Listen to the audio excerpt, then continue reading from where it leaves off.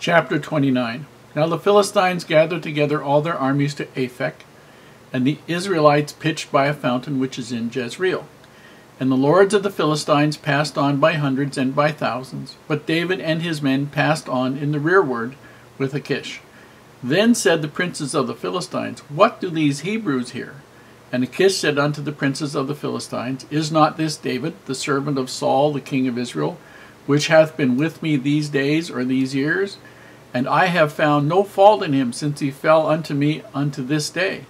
And the princes of the Philistines were wroth with him, and the princes of the Philistines said unto him, Make this fellow return, that he may go again to his place which thou hast appointed him, and let him not go down with us to battle, lest in the battle he be an adversary to us. For wherewith should we reconcile himself unto his master? Should it not be with the heads of these men? Is not this David, of whom they sang one to another in dances, saying, Saul slew his thousands, and David his 10,000s? Then Achish called David and said unto him, Surely as the Lord liveth, thou hast been upright, and thy going out and thy coming in with me in the host is good in my sight.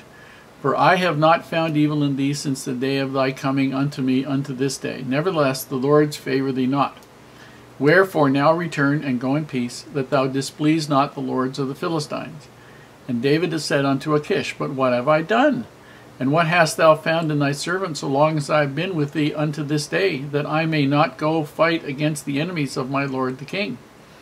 And Achish answered and said to David, I know that thou art good in my sight as an angel of God. Notwithstanding, the princes of the Philistines have said, He shall not go up with us to the battle. Wherefore now rise up early in the morning with thy master's servants that are come with thee, and as soon as ye be up early in the morning and have light, depart.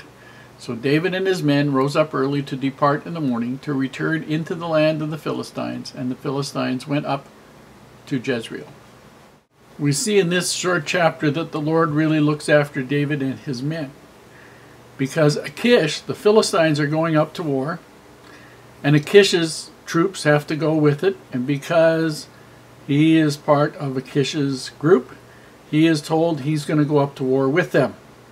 So they show up, David and his 600 men, at the back end of an army with Achish, only to have the 5 princes of the Philistines basically say to Achish, what do they got a bunch of Hebrews for? We're going to go fight against a bunch of Hebrews. Why do you have some Hebrews in your army?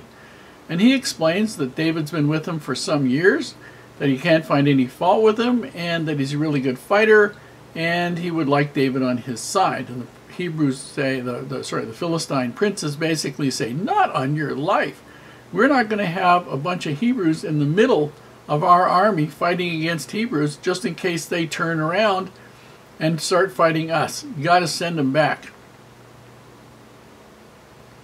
And Achish tells David, and David has the blessing of being able to say, oh, what have I done to you? I'm ready to go. I can fight, and make it look really good, so that Achish and the 5 princes will never know that David doesn't want to fight against them, and it would be a real problem to him if he did, and to his men. But basically, he is given an opportunity because the princes of the Philistines don't want him as part, or his men as part of their army. And so he gets to go back home, and it's a good thing that he does. We'll find out in the next chapter.